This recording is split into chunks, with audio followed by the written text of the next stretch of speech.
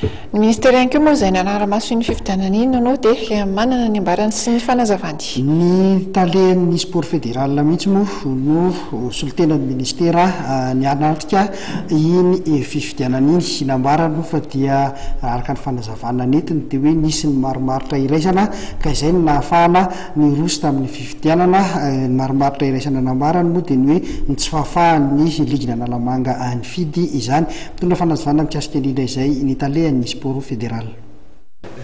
Naritraritra marina ny fifidianana atao sy fampidinana atao nafampana fa zany hoe efa mandeha ny discussion tsy maintsy misy any maromaritra resana dia io moa araka ny teny teo hoe izay ministera zany tonga eto tsy hoe andananizy na andananizy fa tonga dia garant le texte misy hoe le ara-dalàna ihany zany zay zany izy ny atao le ara-dalàna fa izy moa fa fantatsika hoe analamanga zany misy karazabe fifidianana koroa ray nataon'ny ministera ray nataon'ny ligue fédération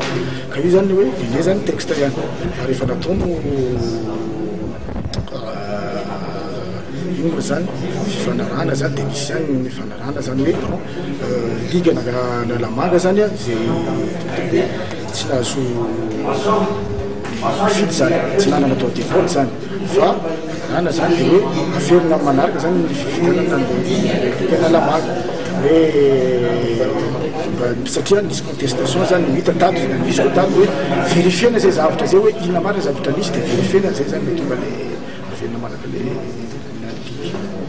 zany hoe atreto aloha zany mbola tsisy mitatana zany ny ligina analamanga mandeha ahoana koa mahakasika ny section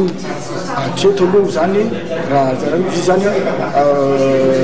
tsy tatana hatreto zany hoe tsisy tatana zany io zany a partir ny lundi zany partir tonga dia efa mandrefa petra ministera hoe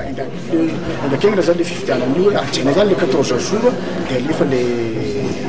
fifidianana zany hoe zany io moa le ligue section zany fidian'ny ligue ka io zany miankina am'le hoe contestation isa hoe avatraiza le zavatra nisy avatany amin'ny club sa ligue sa dia hoe ijerevana daholo atao jerevana daholo le contestation dia io zany le vao mandeha